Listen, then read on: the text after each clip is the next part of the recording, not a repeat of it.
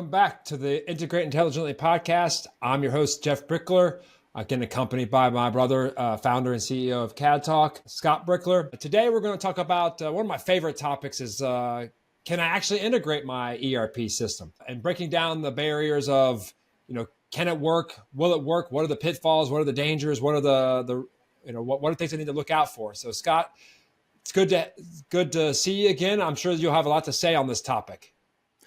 Oh yeah, I should have plenty to say. I mean, this is when it comes up a lot during the sales process and during discussions with customers. So really looking forward to getting into this one. Yeah, it's a good point. So I was just on a call with kind of a discovery call or initial call with a prospect, and they were talking about just this very thing, like, how does it work? Can I do it? What are the things we want to talk about? There, obviously, when you're integrating to an ERP system, especially with the bills of materials, right? Parts and bills of material, there could be, it's complex data structures and people, and you have engineers involved with it. We talked about this before, that engineers think in complexity. And so a lot of topics come up about, like, how does it work? What will it do if under this situation or that situation? It's important today in terms of, from the manufacturing process. So, but I think once we get into it, Scott, people, not uncommon, I think you said in the past, engineers can tend to overcomplicate things. I think it's actually a lot simpler than they think. Yeah, I think there's it comes from a good spot though. I think people want to be prepared with what they, in order to take advantage of something. If they're going to invest in a technology or a solution, they want to make sure that they're prepared. But it's one of those things where, with the preparation, you can get into a little bit of paralysis by analysis in a lot of cases. And I think that's a very common issue with engineers. I mean, I'm an engineer. I could say this. It's like, you're used to being precise, and when things matter, and they usually do when you're an engineer, when you design something, you want to kind of, measure twice and cut once, right? You don't want to, because, changing it back and fixing it is a costly thing. And that's true, when you're building a bridge or you're designing machinery and they're actually going to expel, a certain amount of costs. But I think it's a little bit different. And we talked about this before as well, is that when you're implementing software, a lot of times the iterative approach, or it's mostly an iterative approach. And so it's kind of like a getting into it and understanding it, seeing how it works, and then adjusting. And then kind of this constant kind of, try something, see how it works, adjust, tweak, go, and then do this iterative approach as opposed to this big bang. Let me figure it all out before I start and then get going, which is not typically that same. If you approach it with the same kind of mentality that you do with like building a bridge, then you're probably never going to start. Yeah, one of the things I always hear you saying, they say is that it's kind of like flying an airplane, right? When you take off, I think your analogy is like take off in New York and land in LA. It's not a straight shot, right? You're all the time kind of recalibrating or Yeah, you're off course like 95% of the time. People don't realize when you're in an airplane, the airplane is, the wind is blowing and all these things are happening that are kind of making you, and then the pilot's constantly just adjusting and adjusting and adjusting. And those small adjustments over the entire flight allows you to land on a dime, when it gets to LA. But it's not one of those things where no matter, like, there's planning obviously goes into the flight, but there is the constant adjustment along the way. Yeah, it's good. Yeah, that's exactly right. It's not that you do everything like a big waterfall. You do everything up front and then you're locked in, right? You're always making sort of adjustments as you go.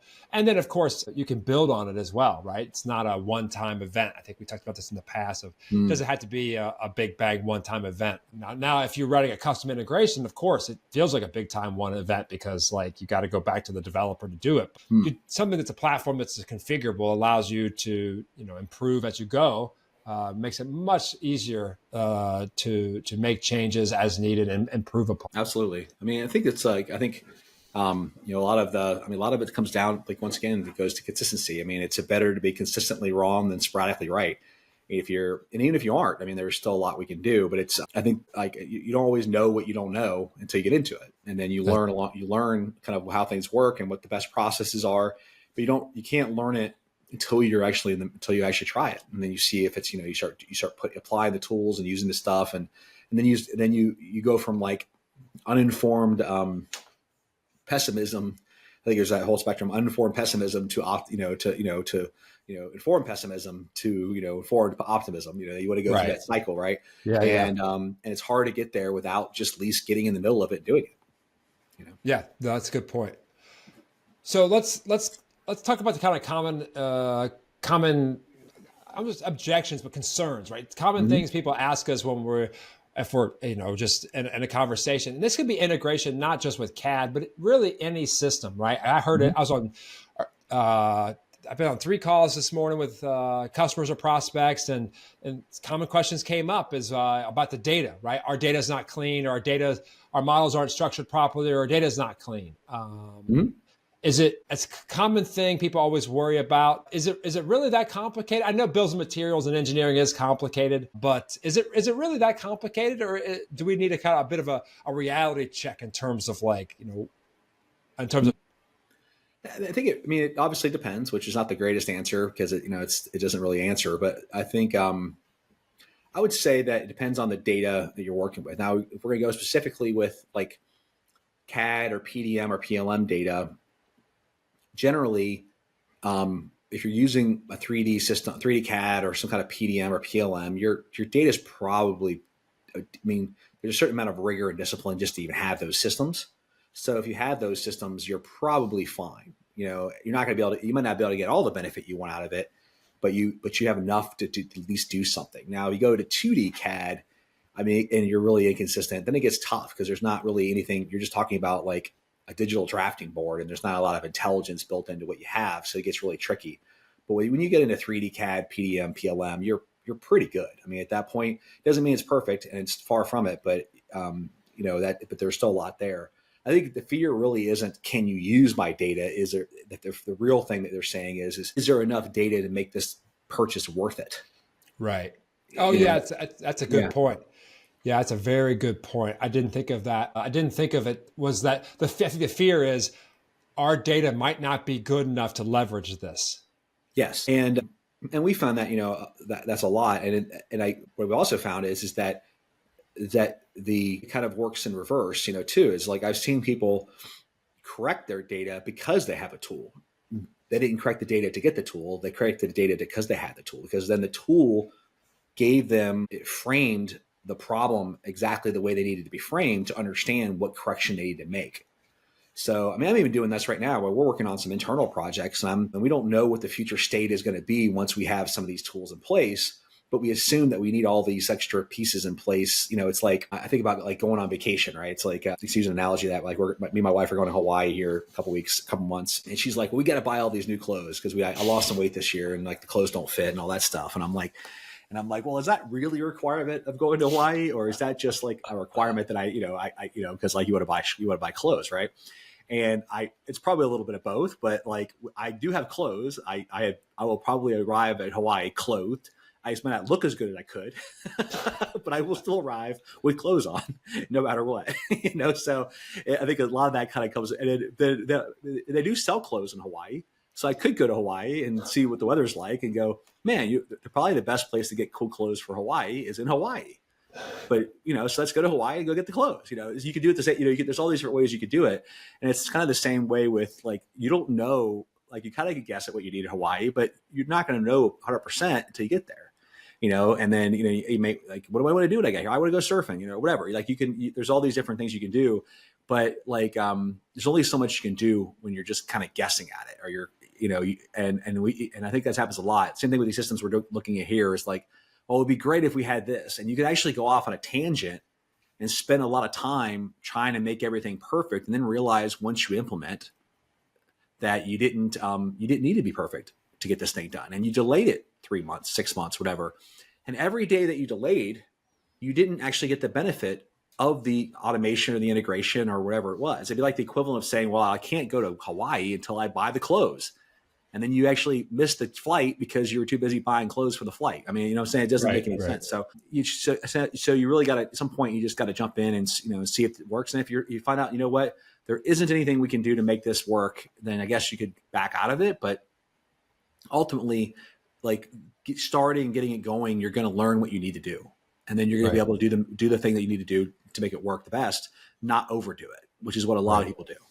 Yeah. I think it's the most common question. I think you're right. Is like, or the common fear, maybe not most common, but a common fear is my data won't be good enough for me to really get benefit out of this. And I rarely see that. So to that point, Scott, is there some sort of like minimum absolute floor for what the customer should have to be able to get their systems talking? I think that the way I would look at it is that if a person's doing it today, right, they're able to take the data that you're creating and somehow translate it into what you need to do to integrate. Like you're taking it out of your CAD or PDM or PLM, and you're putting it into an ERP somewhere along the line that's happening. Otherwise, you're not making anything. How are you making it? How are you getting it done? Right. So a person is probably doing that today, or somebody's looking at that and deciding how to do that. And if there is enough information for them to decide how to do that, there's probably enough information for the software to give you some kind of benefit, especially today with more modern technology. So I don't know that, like, the fact if you're doing it at all, it seemed like there's a path to get there. Because today, like, if a person's looking at it and making that decision, we could probably get software to get pretty close. Yeah, what I used to tell customers is like what the minimums would be. To your point is true. That, I mean, if you're doing it today manually, there's got to be a way to get there with software, and I agree with that 100%. Mm-hmm. One of the things I have seen is kind of workflow situations. Like customers will say, like, this is a rare occasion, but if you're like, I'm designing and I'm not putting any part numbers in my model, right? I don't have any part numbers. I basically give my drawings or whatever, the structure to somebody else, and they enter it into the system, the ERP, and the ERP makes the numbers for them, right? It gives me the number. So I don't, and they're like, well, how do I get that number? And then the question comes up, well, how do I revision change this? How do I change I got to modify because I don't know. I don't know what the number is. And they're like, do you write the number back into the CAD system? Because like there's no other, if you got to have some kind of connection, right, between the two systems. Otherwise it's going to be manual the whole time. So that's one thing I have seen in the past is like as a basic requirement is a part number. But I'll let you talk about this is like, we had a solution for that because the customers do come to us and say, we don't have a good way to do part numbers. Right. And then we came up with a solution for that. Oh yeah. I mean, there's, that is a good point. I mean, you need, even no matter if it's person, like I think people will saddle software with requirements that people don't have. A person's doing it today, right? So even a person did that same operation. We don't put part numbers into the models. So therefore, you still have revisions. Somebody still has to deal with that. So you're saying, well, how do we do that today? Well, how does a person do it? The person's going to then like do some kind of lookup to see if this thing that you've given them is a new thing or an existing thing. If the part number is there, it's easy to find. Part number exists or does not exist. If they're either looking at it, they're either using a drawing number, they're using some kind of other lookup, they're using a description, they're using something to determine, does this thing exist? Is this a new thing or is it a revision of an old thing? Somehow there's logic that's happening to determine that, right? And so really all you're trying to do is like, how do I get software to do that same decision making that the person's doing? Because it's happening either way. And I think that there's like this misnomer is like, well, I have to have that there for the software to figure it out. Well, you have to have it there regardless because it's still a decision has to be made. It doesn't matter if a software is doing it, if a person's doing it. So a part number would be a recommended way of doing it. And then the writing back and forth, like we used to get a lot of that. And so the way we solved that in the past was we actually created a tool called CADTALK DFM, Design for Manufacturing. And so the way we solved that was the reason why people were doing it, we're not creating part numbers was because a lot of times the part numbers come from the ERP and then they don't know what they are. And then there's no way to issue them. And there's all these kinds of constraints around that. So what we did was we created a tool that works inside of the CAD system that allows you to request numbers from the target system, we call the ERP or the PLM and things like that, while you're designing.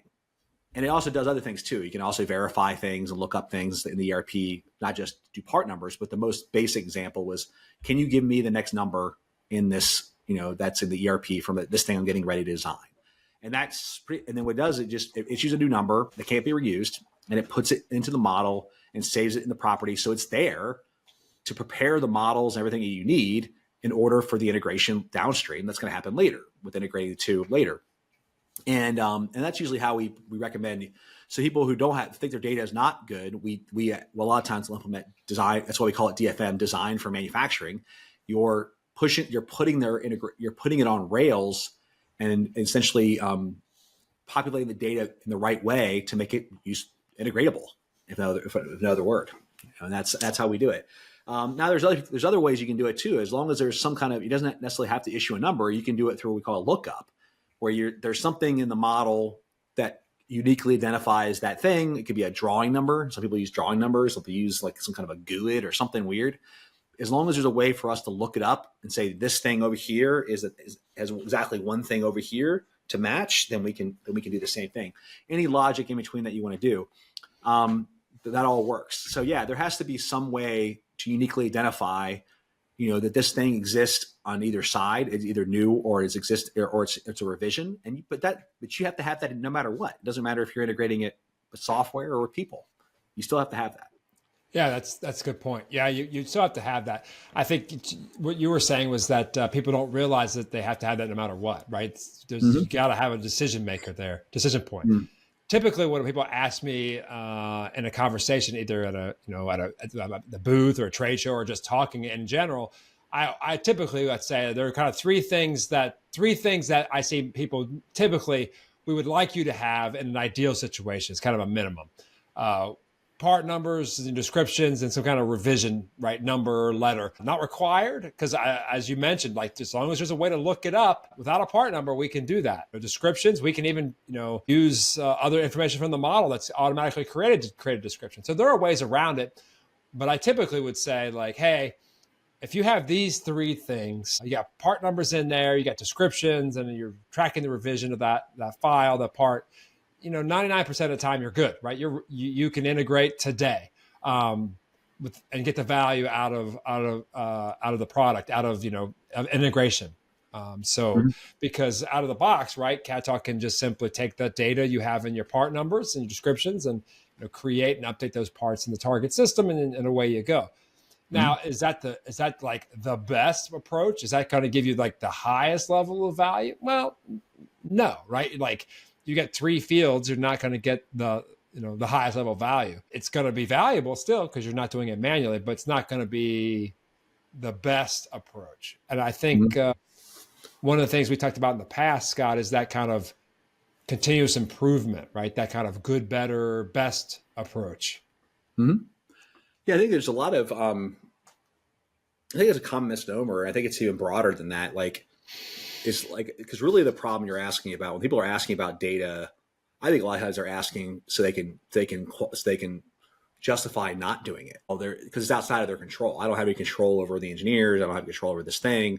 Therefore, I can use that as a reason not to start. And really, what it ends up being is like, it's just like you just start. I mean, it's like that book behind me right now, Buy Back Your Time, right here. That's a great book. Talks about this. It's like people won't delegate things, early on, and because like I can do it myself, like I can mow my lawn or I can do these types of things, and yes, you can do them, and you can still, but when you start delegating those things or you start moving those off of your plate, it then frees up time to make improvements for the next thing.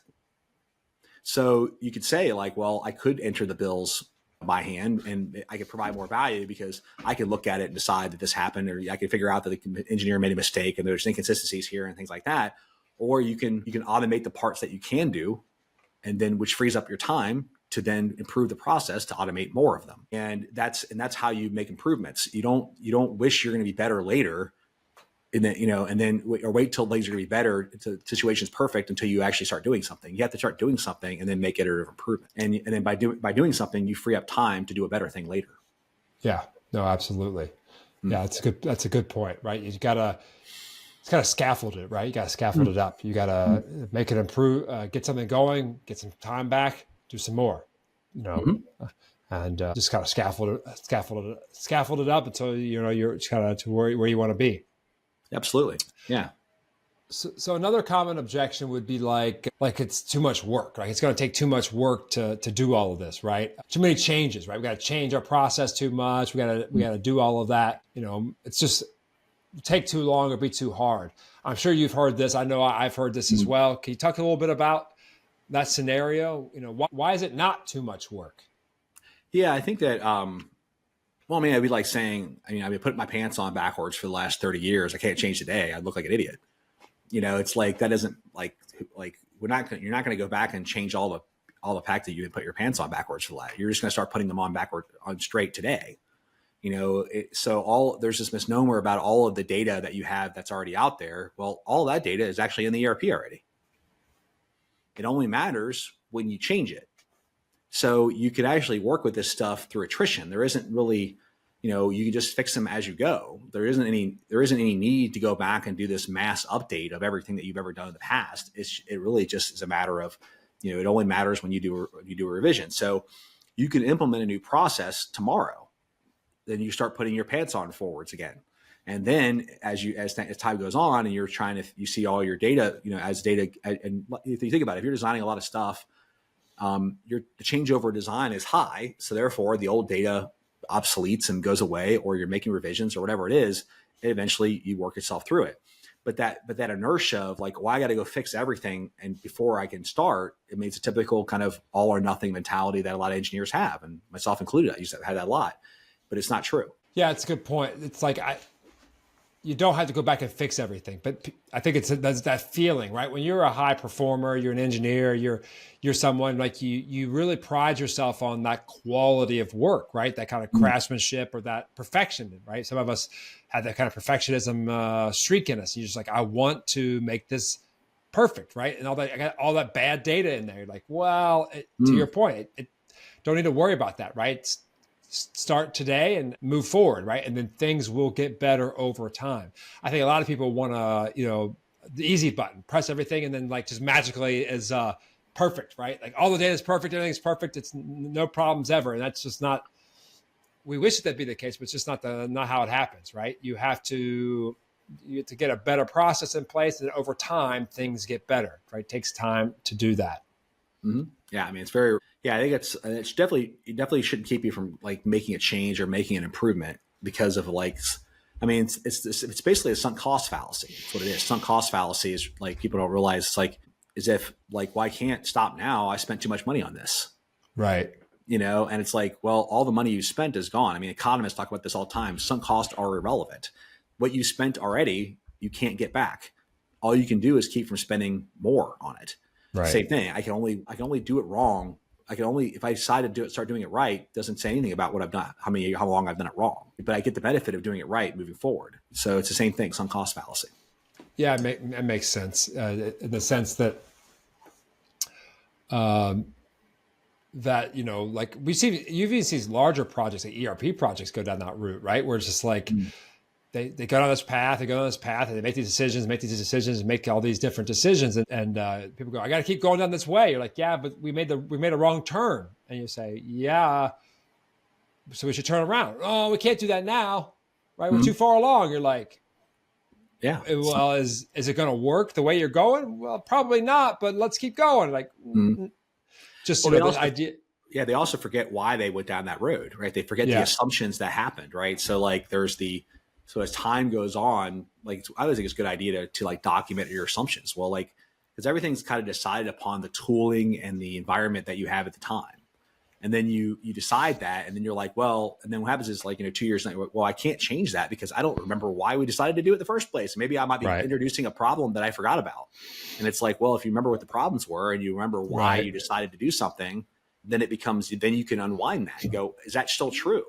No. The technology's changed or the environment's changed. That no longer holds. So therefore I can then back up to that crossroads, that decision point, and go, actually, I can go to the right instead of the left this time because this environment's no longer the same. Yeah. So one of the things that comes up, I guess, it's like the change in the process to like people are like, what's the change in our process, right? You're going to implement in CADTALK makes it different, right? Makes it change in the process. I actually had the conversation today. Someone was saying, they were to integrate to an ERP. And they're like, well, today we're doing it, we're setting data, we're manually entering data over here. And I said, they were asking about CADTALK. I said, well, it can integrate data here or there, and there's some other value propositions for that. And they said, but when I went with them, I said, well, I would just do what you're doing today because it's still working for you, but just put CADTALK in between there. right? Don't try to re-engineer the process. This kind of gets up to the next thing. Don't try to re-engineer the process to get the perfection. Maybe just like do what you're doing today, but insert a tool there that gives improvement. Hmm? It goes back to the same thing. And if you free up the time to then improve the process, That's it. like, because this happens with ERP implementations too. I mean, there's a reason for buying the ERP typically, right? You buy the ERP to get some improvement.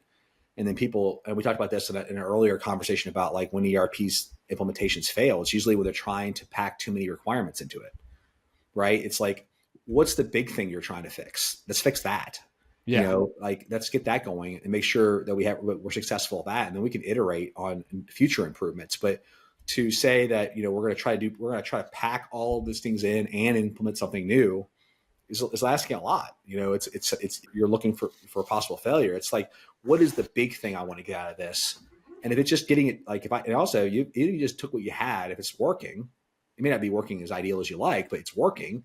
You can free up your time to then improve it through automation. That is 100% correct. I think that's exactly what I had recommended to this person I was speaking to today, which was like, why don't we just take what you're doing today and make it easier for that to happen today. And then over time, right, you can, because I remember the conversation was like, oh, our dream place is like way down here. Just like way down here is going to do all this stuff, right? We're going to go over here and create the whole manufacturing bomb, and we're going to have routings and run times and then all this stuff. I said, but we're real far away from that. I said, yeah. I said, why don't you just start off with what you're doing today? Just like get something going that where you're doing it manually. So why don't we just take the data from here, go to there, right? Just not change a thing. And then over time, we will, you'll see how that works. You'll build confidence. You'll make improvements. You'll see where that data goes. The data will get better over time. And you'll go, and at some point, somebody's going to say, I'm just pushing a button here.